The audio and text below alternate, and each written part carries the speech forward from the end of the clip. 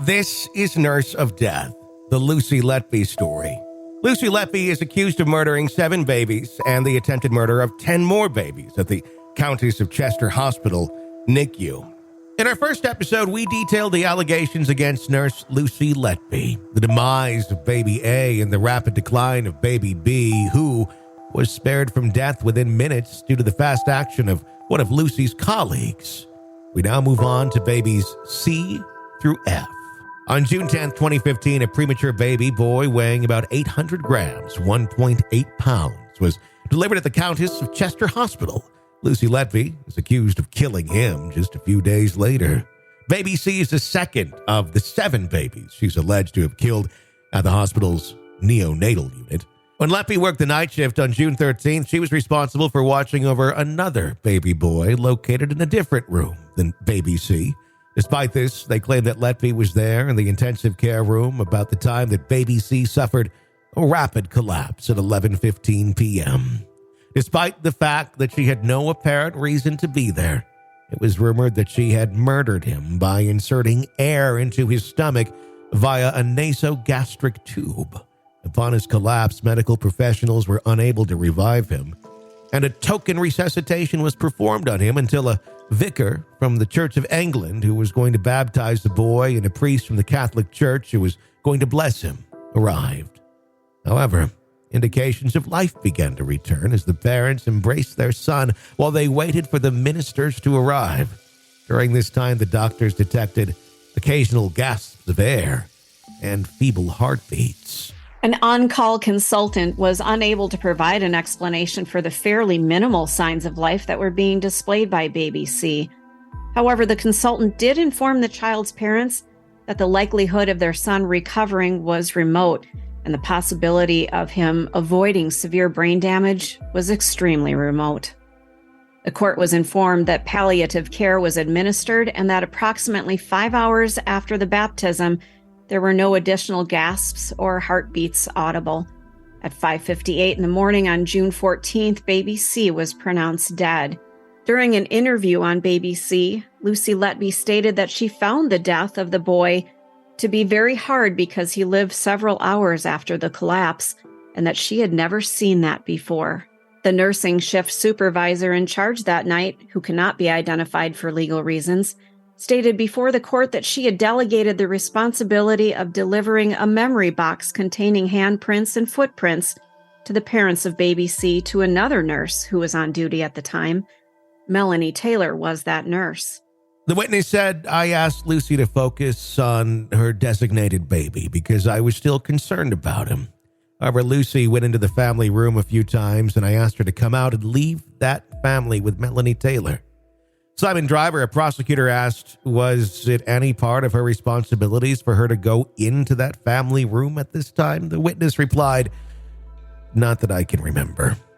The prosecutor continued on, "You instructed her to return her attention to her designated baby once or more than once?" The witness said, "More than once." The witness testified before the judge that she did not have any worries regarding baby C at the beginning of her shift, and that his clinical observations were stable.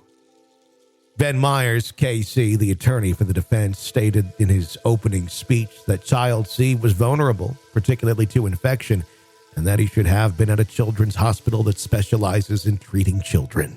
He asked the witness, "Do you believe baby C, was a baby in a potentially fragile condition?" "Yes," said the witness. Myers said, "Do you agree, given his size and prematurity and his conditions, there was a risk that he could die?" "Yes," the witness replied. Jurors have previously seen messages sent by Letby to coworkers during that night shift in which she said being in room 3 was, quote, "eating me up." She added that she felt she wanted to return to room 1 where a baby boy, her alleged first victim, had died, to, quote, "get the image out of my head," unquote. Letby strongly refutes allegations that she gave baby C air or had anything to do with his death. In court, she admitted that she searched Facebook for his parents approximately 10 hours after the death of their baby, but she could not recall why she did it or what she was looking for on the social media site. In June of 2015, it's alleged that nurse Lucy Letby injected air into the bloodstream of another child, known only as Baby D, at the Countess of Chester Hospital. The prosecution claims that Baby D was the third baby to be allegedly murdered by the nurse within a period of 2 weeks. The mother of Baby D recalled seeing Miss Letby in the neonatal unit in the hours leading up to her daughter's death. She testified as follows before the Manchester Crown Court, quote, "I was pushed into the neonatal unit, and she was sort of hovering around my baby, not doing much. She had a clipboard to take notes, and she sort of was looking at a machine, but I didn't understand what she was doing. I asked if everything was okay, and she said, yes, she's fine. I would have expected her to leave us, but she just stuck around and was sort of just watching, looking over us. I wanted to tell her to go away to give us some privacy," unquote. The mother of Baby D told the court that after her water had broken prematurely, she'd been waiting for treatment at the hospital for more than 50 hours. According to the testimony presented to the jury, the mother was discharged from the hospital but returned to the facility 24 hours later because she didn't feel right. After waiting for 50 hours, the medical staff ultimately decided to deliver Baby D via cesarean section. When she was shown her daughter in the delivery room, she recalled that moment and said she seemed very lifeless. She didn't scream, there was no sound, and everything in the room was quiet. The mother finally got the opportunity to hold her daughter for the first time after being moved to a ward where she was being treated. She said, "When I was holding her skin to skin, she didn't have much movement. She was quite limp. She didn't have good color, and it appeared as though she was having trouble breathing. I attempted to breastfeed her, but she remained completely limp the entire time, so yes, I was quite concerned. The doctor assured me that there was no need for me to be concerned, that she was doing fine, and that the reason for her condition was because she was delivered via C-section. The baby showed an initial positive response to treatment, but later deteriorated and experienced 3 separate collapses." The mother testified in court that a nurse was in a panic and woke her up in the early hours of the morning and told her something was wrong. She was accompanied by Baby D's father when they arrived at the intensive care unit, where the medical staff was frantically attempting to revive the infant. In a statement, Child D's father said, "I was never given the impression that her condition was life-threatening, and it didn't even cross my mind that she was in danger of dying." Later on, during the trial at Manchester Crown Court, the jurors were presented with a series of text messages that were exchanged between Miss Letby and her colleagues in the hours following the passing of Baby D. One message sent by Miss Letby at 8:36 a.m. said, "We had such a rubbish night. Our job is just far too sad sometimes." The colleague replied, "No, what happened?" Miss Letby replied, "We lost Baby D." The colleague replied, "What? But she was improving. What happened? Want to chat? I can't believe you were on again. You were having such a tough time." Miss Letby then referred to Baby D being messed about a couple times and referred to a rash that looked like overwhelming sepsis. She said it had been a shock, adding she feels a bit numb this time.